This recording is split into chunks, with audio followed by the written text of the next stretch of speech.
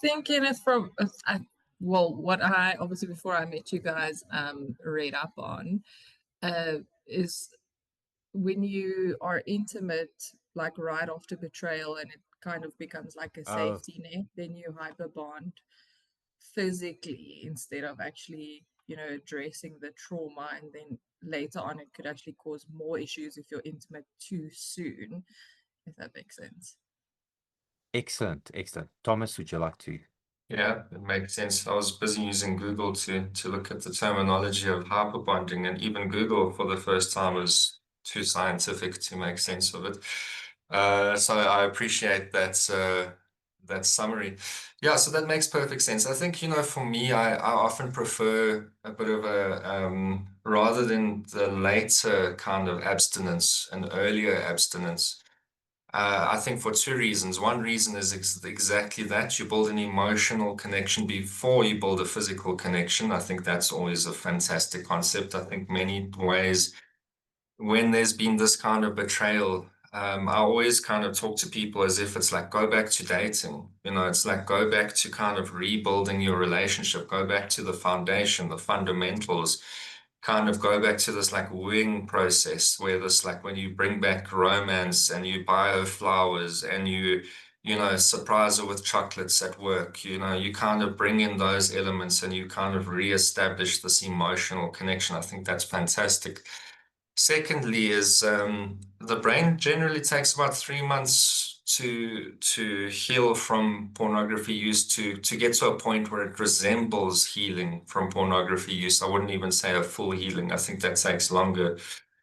But I find that once there's been like a 3 month break from pornography, intimacy from a man's perspective is less about acting out and more about actually connecting on an intimate level, where it's more about the emotional connection with that person. It's more about intimacy and less about the actual acting out.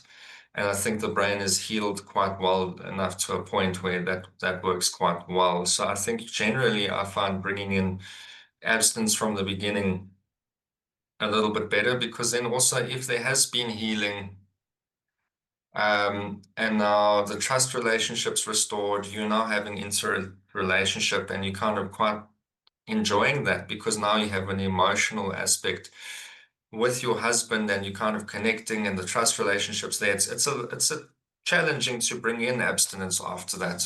I find a lot of the people I've spoken to kind of struggle to bring in abstinence at a later point. So I think in the beginning is fantastic. I think husbands will struggle to accept that in the beginning. I think strong boundaries, and if there is a commitment to the relationship is good. I think, I've seen it with a lot of couples where, they've slept in different rooms. I haven't always, agreed with that concept at times, but I think I've seen it work really well, where the husband kind of re-earns the right to come back into the bedroom, re-earns the right to intimacy. I think, that's fantastic. I just think some husbands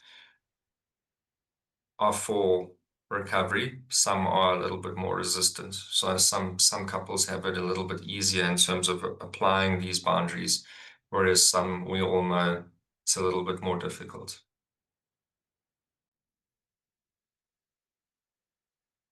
Excellent feedback. So that hyper bonding, over connecting and committing to each other on a sexual level, I think that happens a lot. I think in most cases, in any event, there's a sort of a forced or expected abstinence period that couples go into. We don't place emphasis on that there has to be sexual relationships, sexual connection in the beginning of the program. Sex is a want and not a need.